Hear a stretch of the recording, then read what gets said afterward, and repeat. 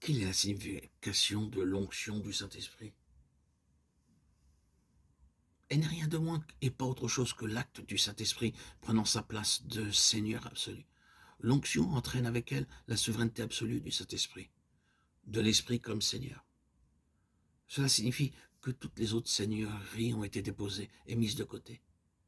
La seigneurie de nos propres vies, la seigneurie de nos propres pensées, de nos propres volontés et nos propres désirs, la seigneurie des autres. La seigneurie de tout intérêt et de toute influence est considérée comme ayant fait place à la souveraineté sans partage et sans réserve du Saint-Esprit. Et nous ne pourrons jamais connaître l'onction ni en jouir à moins que cette attitude n'ait été prise. C'est pourquoi le Seigneur Jésus descendit dans les eaux du Jourdain, dans une mort et un ensevelissement symbolique, pour prendre la place de l'homme tout en étant son représentant, et n'être plus à aucun égard et à partir de ce moment sous le gouvernement de sa propre vie, dans l'accomplissement de la volonté de Dieu, mais pour être entièrement et absolument soumis à l'Esprit de Dieu dans tous les détails.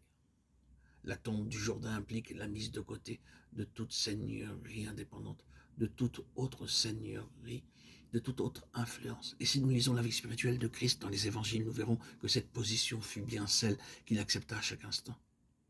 Nombreuses et puissantes furent les influences qu'il dut subir, et qui cherchèrent à l'affecter lui-même et à gouverner ses mouvements.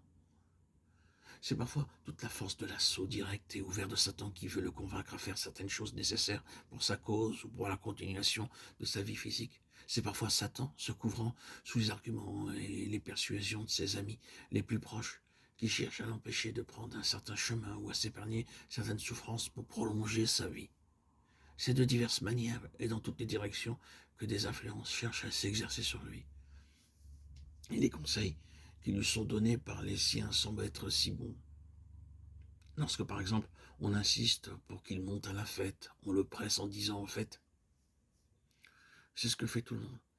Si tu n'y montes pas, tu feras tort à ta cause. Si tu veux réellement servir ta cause, il faut te mettre en ligne avec les choses admises religieusement.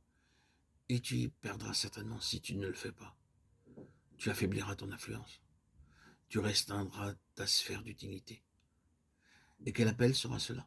Si l'on a quelque chose fortement à cœur, si l'on a sur le cœur la cause de Dieu, une chose dont le succès est de la plus haute importance. Or, telles étaient les influences qui s'abattaient sur lui. Mais que Satan s'approche directement dans toute la hardiesse de sa ruse, de ses pièges, de ses insinuations, ou qu'il agisse par le moyen de ses disciples bien-aimés ou de ses amis les plus intimes, quel que soit l'argument présenté, cet homme ne peut être amené à s'éloigner de la largeur d'un cheveu de son principe. Je suis sous l'onction. Je me suis abandonné à la souveraineté absolue du Saint-Esprit. Et je ne puis faire un pas par moi-même, quoi que cela puisse me coûter. Que cela me coûte la vie, que cela me coûte mon influence, que cela me coûte ma réputation, que cela me coûte tout ce qui m'est précieux. Je ne puis faire un seul pas, à moins de savoir par le Saint-Esprit que c'est bien la pensée de Dieu, et non pas une autre pensée. La volonté de Dieu, et non pas une autre volonté, à moins de savoir que cette chose est de Dieu. C'est ainsi qu'il repoussait toute chose, jusqu'à ce qu'il eût en son esprit le témoignage de l'Esprit de Dieu.